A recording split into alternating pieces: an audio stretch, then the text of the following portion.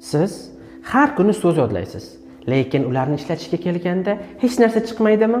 Lekin bu sizning xotirangiz yomon degani emas.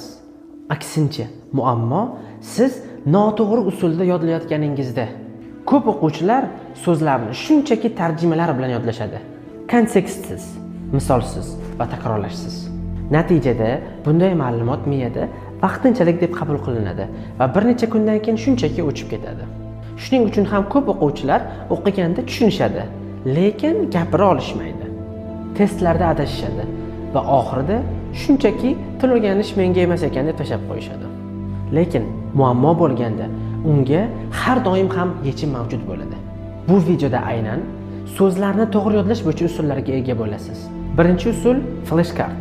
Bu usul savol-javob asosida bo'ladi. Bunda miya so'zlarni o'zi esga soladi va u mustahkam esda qoladi. Ikkinchi usul Fryer usuli deyiladi. Bu usulda so'z to'rt tarafdan o'rganiladi. Varoni to'rtta jadvalga bo'lasiz.